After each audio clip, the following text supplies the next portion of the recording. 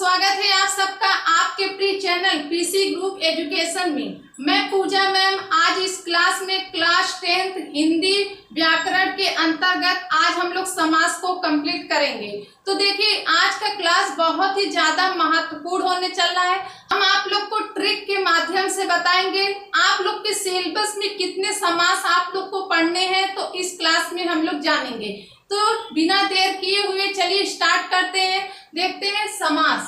अब देखिए समास का अर्थ क्या होता है, तो देखिए समास का अर्थ होता है संक्षिप्त करना। तो संक्षिप्त का अर्थ होता है किसी चीज को छोटा करना। छोटा करना ही क्या होता है, समास कहलाता है। ठीक, देखिए समास क्या होता है, समास का अर्थ क्या होता है, संक्षिप्त का अर्थ होता है छोटा करना।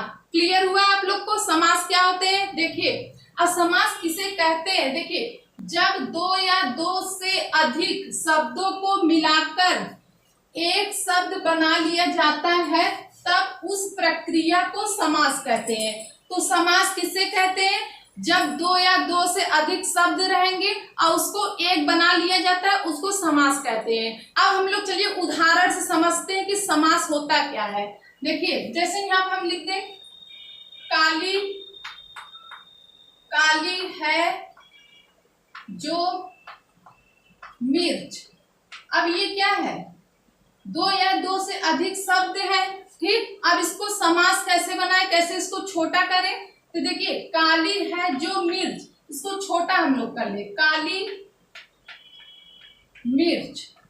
अब ये छोटा हो गया तो इसी कहते हैं समास। ठीक, क्लियर हुआ। देखिए एक उदाहरण से और देखते हैं। जैसे यहाँ लिख दे रसोई रसोई के लिए घर। ठीक, तो दो या दो से अधिक शब्द है तो इनको छोटा कर लिया जाए, रसोई घर। तो ये क्या हो गया, समास हो गया। ठीक, क्लियर हुआ कि समास क्या होते हैं। अब हम लोग चलिए देखते हैं समास के कितने भेद होते हैं। देखिए समास के भेद या प्रकार। तो आप लोग के एग्जाम में पूछ सकते हैं कि समास के कितने भेद होते हैं या प्रकार भी पूछ सकते हैं। भेद को ही प्रकार कहा जाता है। ठीक है, तो कितने भेद होते हैं, 6 भेद होते हैं। समास के कितने भेद होते हैं, 6 भेद होते हैं। तो देखिए पहला इसमें है, पहला है कर्मधारय समास, कर्मधारय समास। ठीक, अब देखिए दूसरा है द्वंद्व समास, द्वंद्व समास। तीसरा है द्विगु समास, द्विगु समास। अब देखिए चौथा है बहुव्रीहि समास, बहुव्रीहि समास। ठीक, अब देखिए आप लोग का पांचवा है अव्ययी भाव समास, अव्ययी भाव समास। आगे है तत्पुरुष समास, तत्पुरुष समास। समास के कितने भेद होते हैं, 6 भेद होते हैं।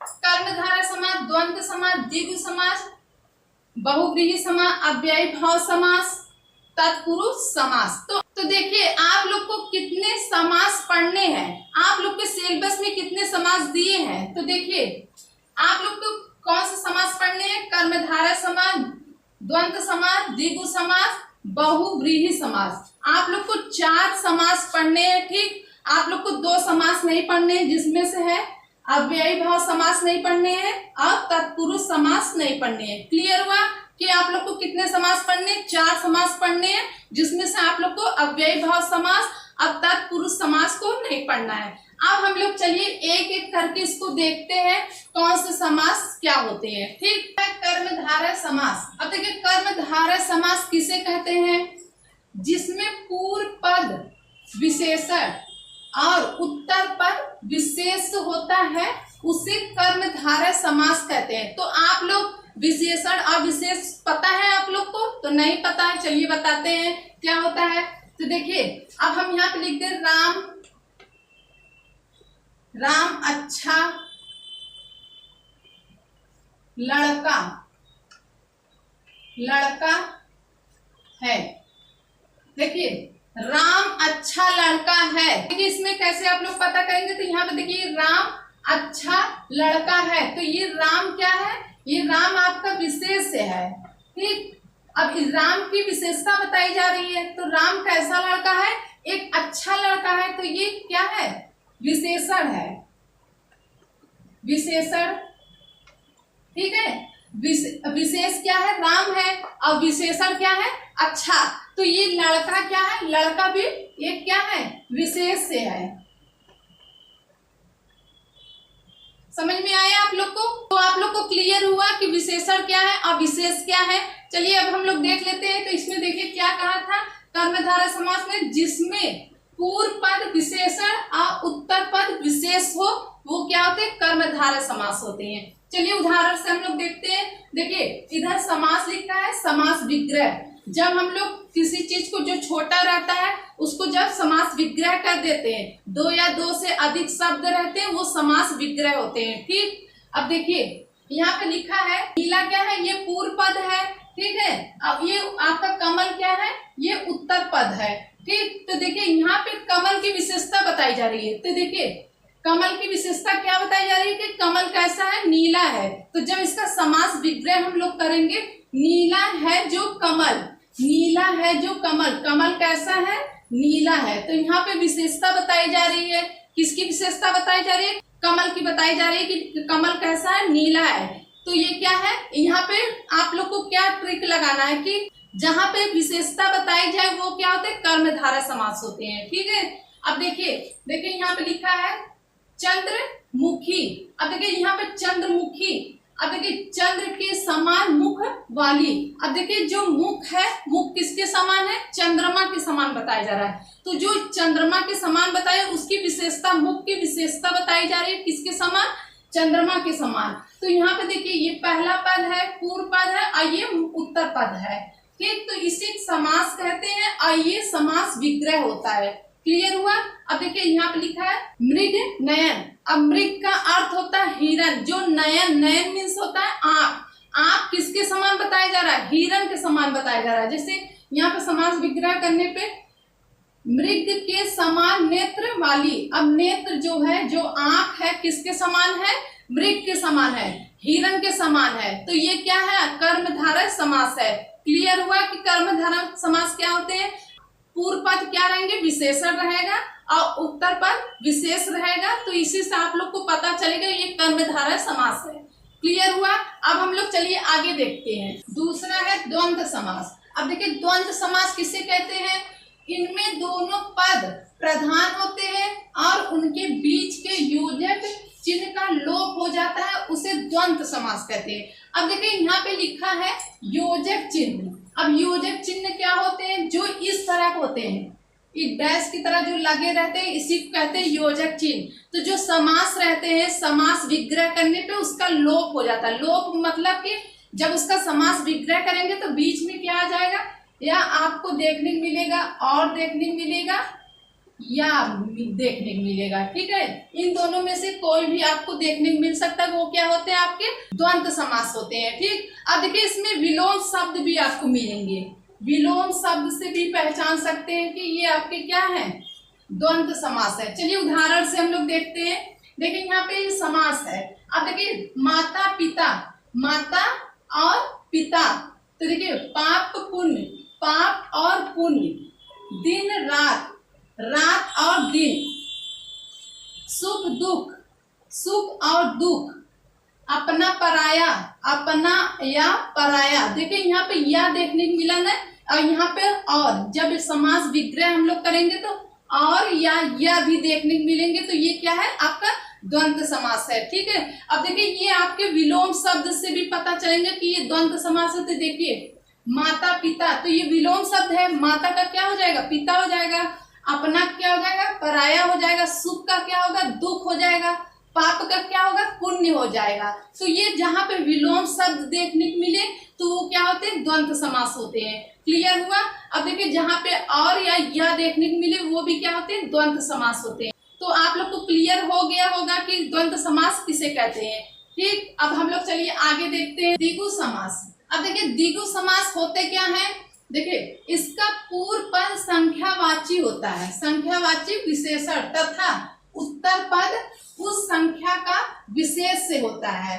जो उत्तर पद रहेगा संख्यावाची का विशेष रहता है। ठीक है, अब देखिए उदाहरण से हम लोग समझते हैं। आपका जो द्विगु समास रहता है, जो आपका द्विगु समास रहता है उसको आप लोग आसानी से पहचान कर सकते हैं। इसमें संख्या का बोध होता है तो वो होता है द्विगु समास। उदाहरण से हम लोग देखते हैं, देखिए यहाँ पे लिखा है नवरत्न।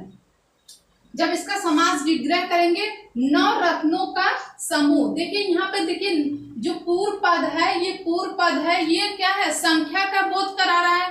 तो ये क्या है, नव, मतलब कि आपका जो नव होता है, नव रत्नों का समूह। जब समास विग्रह करेंगे तो नव रत्नों का समूह, तो ये क्या है आपका द्विगु समास है, वहां पे संख्या का बोध करा रहा है। ठीक है, अब देखिए त्रिभुज, त्रिभुज समास विग्रह हो जाएगा तीन भुजाओं का समूह।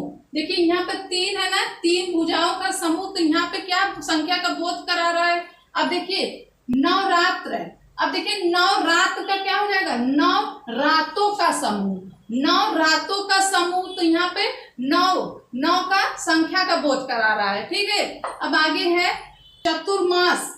अब देखिए यहाँ पे चतुर्मास, चतुर मतलब कि चार महीनों का समूह, 4 महीनों का समूह, ये क्या है आपका चार मतलब कि संख्या का बोध करा रहा है, तो वो क्या है आपका द्विगु समास है।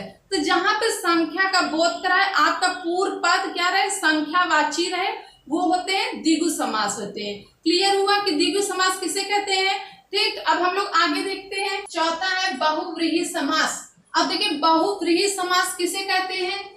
इस समास में दोनों पद अप्रधान रहते हैं। अप्रधान मतलब कि प्रधान नहीं रहेंगे, जिसका कम महत्व हो उसे अप्रधान कहते हैं। ठीक, और तीसरे पद की प्रधानता रहती है। इसमें तीसरे पद की प्रधानता रहती है। जो आपका पूर्व पद, देखिए यहाँ पे लिख रहे हैं, पूर्व पद जो रहता है और जो उत्तर पद रहता है, तो वो प्रधान नहीं रहते, ये दोनों प्रधान नहीं रहते। इसमें तीसरे पद की ओर इशारा करते हैं, वो क्या रहते हैं, आपका बहुव्रीहि समास होते हैं। उदाहरण से हम लोग समझते हैं, देखिए दशानंद। अब देखिए इसमें जो आपका पूर्व पद है और जो उत्तर पद है, ये दोनों, जैसे ये यहाँ पे दस और आनंद, ये दोनों अप्रधान है, इसका कम महत्व है। इसमें तीसरे पद की प्रधानता है। देखिए जब समास विग्रह करेंगे, 10 मुख है जिसके, अर्थात रावण, तो किसके 10 मुख थे, तो रावण के 10 मुख थे। तो यहाँ पे तीसरे की बात हो रही है, तो ये क्या है, बहुव्रीहि समास है। ठीक, अब देखिए नीलकंठ, नीला है कंठ जिसका, अर्थात शिव, तो किसके नीले कंठ थे, शिव भगवान के थे, तो ये क्या है, बहुव्रीहि समास है। अब देखिए लंबोदर, लंबा है उदर जिसका, अर्थात गणेश जी, किसका पेट बड़ा था, गणेश जी का था, तो ये क्या है, बहुव्रीहि समास है, जिसमें तीसरे पद की प्रधानता रहती है। गिरधर, गिरि को धारण करने वाले, अर्थात कृष्ण। अब देखिए यहाँ पे गिरि का अर्थ होता है पर्वत है।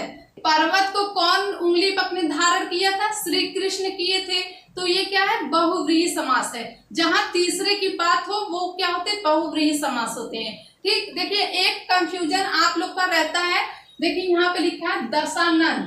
अब आप लोग सोच रहे होंगे कि दशानन यहाँ 10 है तो कहीं ये द्विगु समास नहीं है, तो ऐसा नहीं है, क्योंकि इसमें क्या है, इसमें तीसरे की प्रधानता है, इसमें तीसरे की बात हो रही है। जैसे एक और हम लोग देख लेते हैं, जैसे यहाँ पे लिख दे त्रिलोचन, त्रिलोचन। अब देखिए यहाँ पे त्रिलोचन लिखा है, तो आप लोग सोच रहे होंगे कि त्रि मतलब 3, तो क्या ये 3 जो है द्विगु समास है, तो नहीं, ऐसा नहीं है। इसमें तीसरे की प्रधानता है, मतलब कि जैसे यहाँ पे समास विग्रह जब हम लोग करेंगे तो क्या होगा, तीन है लोचन जिसके अर्थात